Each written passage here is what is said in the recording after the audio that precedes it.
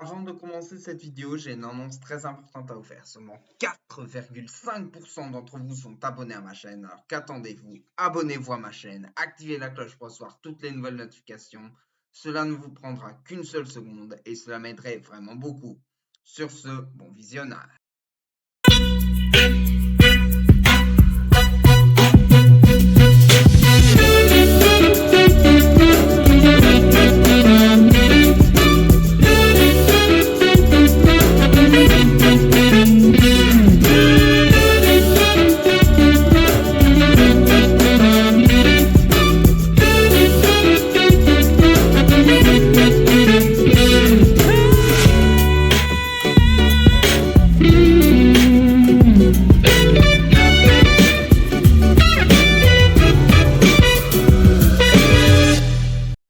Salut tout le monde, ici Manu Arts et bienvenue sur la chaîne de Jeux TV.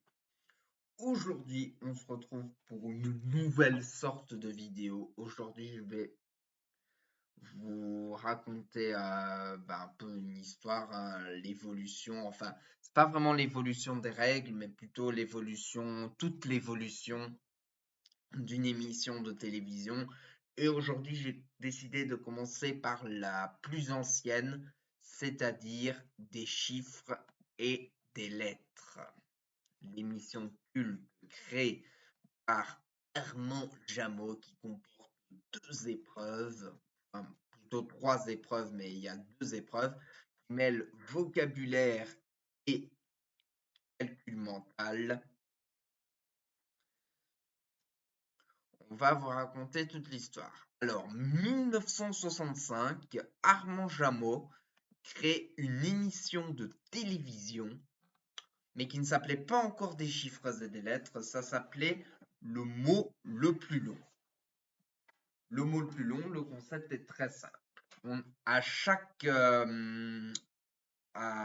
fois qu'on fait cette épreuve, c'était un tirage de lettres, des tirages de 7 lettres, et le but du jeu, il suffit de trouver le plus long mot possible. Et les lettres non utilisées restent en jeu.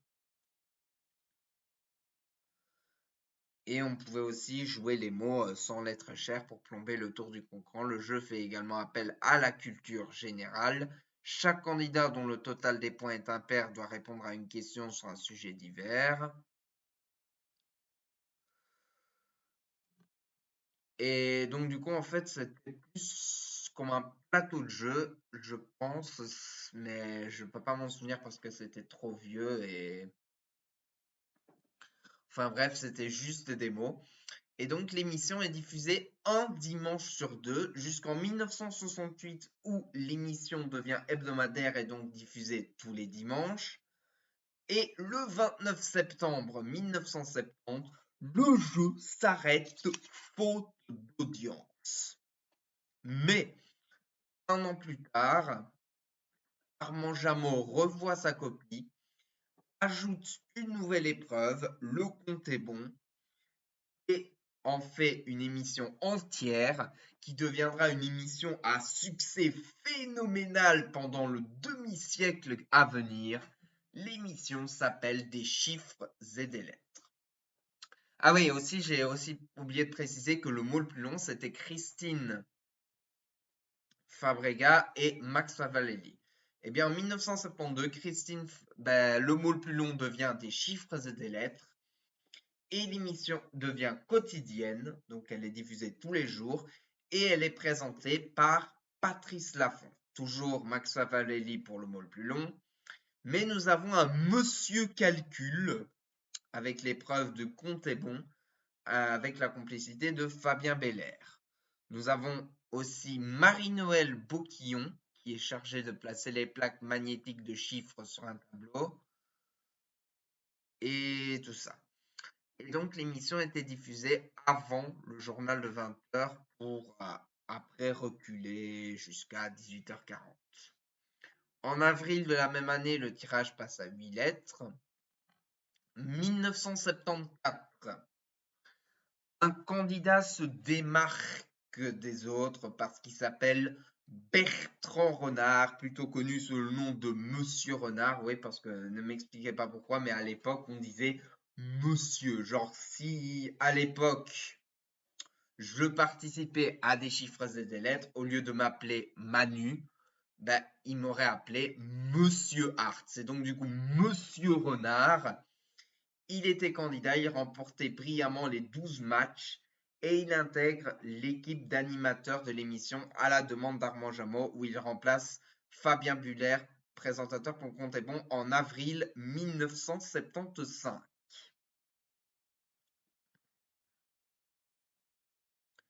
En 1979, le maximum de matchs jouables a été réduit à 10. En 1982, le 5 janvier, certainement pour les 10 ans de l'émission, on passe à des tirages de 9 lettres pour le mot le plus long. En 1984, Patrice Laffont se fait temporairement remplacer par Bernard Etienne. Toujours en 1984, Max Favalelli quitte le jeu et il est remplacé par Joe Frachon. Le 26 février 1986, Ariel Boulin-Prat remplace Joe Frachon pour le mot le plus long. Toujours. Et de plus, un nouveau générique fait son apparition en mars de la même année. Le 10 janvier 1989, Patrice Laffont cède définitivement sa place à Laurent Cabrol. En 1990, l'émission est déplacée en milieu d'après-midi vers 17h. Et Jack Capellovici, alias Maître Capello, présentateur du jeu des 20h sur FR3, est pour peu de temps le juge-arbitre pour la partie mot. Le 15 octobre 1991, Laurent Cabrol cède sa place à Max Meignier, mais il oublie ses co-animateurs Ariel Blin-Prat et Bertrand Renard, et donc du coup, une chute d'audience arrive. En juin 1992, le 30 juin 1992, Max Meignier, suite à des érosions d'audience, Max Meignier cède sa place à Laurent Romeshko, qui devient l'un des présentateurs les plus emblématiques du jeu. En 1994, l'émission a une nouvelle formule avec le passage à l'informatique. Désormais, c'est l'ordinateur qui se charge des tirages de chiffres et de lettres. Mais même le calcul des points a été modifié. Chaque mot trouvé ou chaque compte approchant rapporte 2 points. Mais si on trouve un mot de 9 lettres ou un compte exact, c'est 3 points et la durée de l'émission passe à 25 minutes. Le 19 avril 1998, on peut dire RIP à Armand Jameau. Le 4 janvier 1999, un nouveau générique fait son apparition. Et je crois qu'en 2000, Patrice Laffont devient le producteur de l'émission. Parce qu'on n'a plus Yvette Plahy et Arlène Tempier. Maintenant, les animateurs ne sont plus que 3 et Patrice Laffont. Et le temps de réflexion pour les chiffres a été réduit à 45 secondes au lieu de 50 et à 30 secondes pour les lettres au lieu de 40. Et on revient à la formule du nombre de points équivalent au nombre de lettres. Et pour les chiffres, un bon compte rapporte 9 points et un compte approchant 6 points.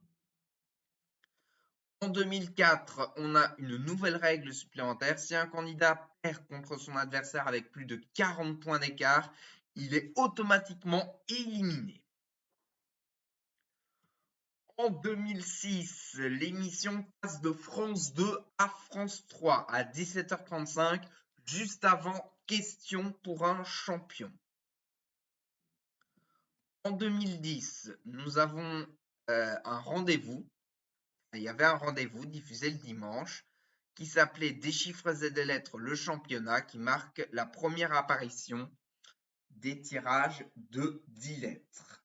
Et en avril de la même année, les tirages de 10 lettres remplacent définitivement les tirages de 9 lettres. En septembre 2010, les bons comptes trouvés valent autant que les lettres retrouvées, c'est-à-dire 10 points, et les comptes approchant 7 points. Toujours en septembre 2010, toujours en septembre de la même année, ont eu lieu tous les samedis les 7 matchs du tournoi junior remportés par Alexandre Durand. En décembre de la même année, suite à des érosions d'audience de l'émission spéciale, le championnat s'arrête et l'émission est désormais plus diffusée le dimanche. En mars 2011, un compte approchant mais qui constitue néanmoins la meilleure solution rapporte désormais 10 points.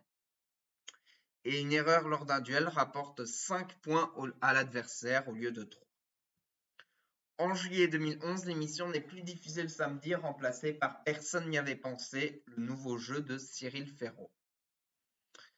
En septembre de la même année, une nouvelle version de l'émission, avec maintenant la parité chiffres-lettres, et aussi les sprints finaux, où le candidat peut choisir un tirage de chiffres ou un tirage de lettres. Durant le Noël Nouvel An 2011-2012, deuxième tournoi junior remporté par Erwan Bernard. En janvier 2012, l'émission est à nouveau diffusée le samedi à 17h15 en lieu et place de Personne n'y avait pensé. En mars de la même année, l'émission fêtant les 40 ans du jeu est diffusée en prime time. À partir de juillet 2012, Slam et Déchiffres et des lettres échangent leur horaire de diffusion. L'émission est avancée à 16h50 et n'est plus diffusée le samedi. Toujours en juillet 2012, Yvette Tailly est décédée, mais ça n'a pas d'impact sur l'émission parce qu'elle n'est plus la productrice de l'émission. En novembre de la même année, à la suite de l'arrivée du nouveau jeu Harry avec Sébastien Follin, l'émission est avancée à 16h10. En janvier 2013, à l'occasion des 40 ans de France 3, enfin plutôt la troisième chaîne de la RTF, là, Marie-Ange Nardi et Olivier Mine sont les deux candidats. En septembre 2013, le jeu connaît des modifications qui font évoluer son mécanisme. Il est désormais articulé en 3 manches et conclu par une finale. Donc en fait, il y a 2 manches. La première manche, le mot le plus long, le compte est bon. La deuxième manche, les duels. Et la finale, les mots de la fin. Et avant ça, il y a alternativement un tirage de chiffres et un tirage de lettres qui permet de gagner le sésame, qui est un joker, qui permet de gagner 100 € supplémentaires. Le temps de réflexion pour les chiffres a été réduit à 40 secondes au lieu de 45. Désormais, les candidats ne prononcent plus consonnes voyelles, mais ils choisissent tout simplement chacun leur tour le nombre de voyelles qu'ils souhaitent. En janvier 2018, à la suite du retour du jeu de Cyril Ferraud, personne n'y avait pensé, le jeu est raccourci à 28 minutes. Et en février de la même année, les duels font désormais gagner 10 points au lieu de 7. Ouais, parce que j'ai oublié de préciser qu'en septembre 2016, les duels ont été augmentés à 7 points et qu'en février 2018, c'est voilà. Alors en janvier 2021, après la suite de l'arrêt du jeu de Cyril Ferraud qui s'appelle Personne n'y avait pensé, le jeu est rallongé à 30 minutes avec un tirage de chiffres et un tirage de lettres supplémentaires. En février 2021, l'émission bénéficie d'un 5e duel et donc il est de nouveau rallongé et passe à 45 minutes. En mars de la même année, le 5e duel fait gagner 10 points comme bonne réponse donnée dans les 10 premières secondes, 7 points dans les 10 secondes suivantes et 5 points dans les 10 dernières secondes. Bon, en 2022, l'émission fête ses 50 ans, mais rien à carrer, il n'y a pas eu d'émission spéciale, donc... Le tarif des points a de nouveau évolué pour le 5e duel. Désormais, il est attribué 10 points si le mot est trouvé dans les... Ouais, enfin bref, attends, c'est un peu le bordel. On va le faire dans l'ordre. À partir de septembre, l'émission passe d'une diffusion quotidienne à bi-hebdomadaire le samedi et le dimanche. À la place sur quotidienne, c'est un nouveau jeu de Cyril Ferraud au duel en famille. Ariel et Bertrand quittent le jeu parce qu'ils ont été virés de chez Viré et se font remplacer par Blandine Mère et Stéphane Cronier.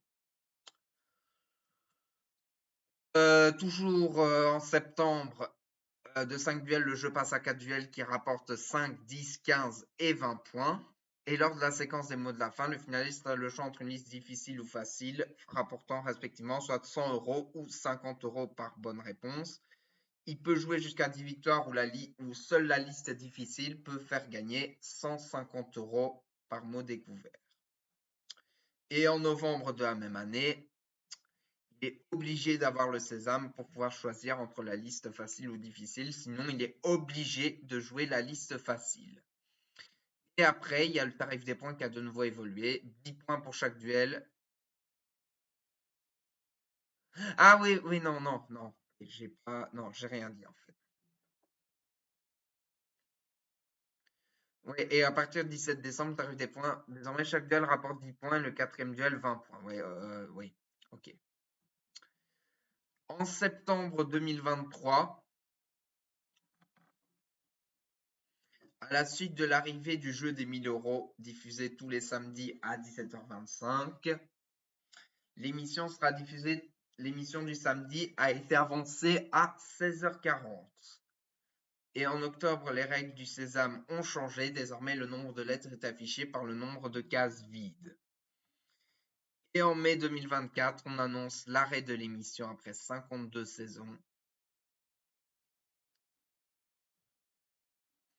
Et en septembre de la même année, à 21h05 sur France 3, 3 parmi les plus grands champions du jeu participent à plusieurs parties spéciales à l'occasion d'une émission intitulée Merci Patrice, en hommage au producteur animateur Patrice Laffont, RIP.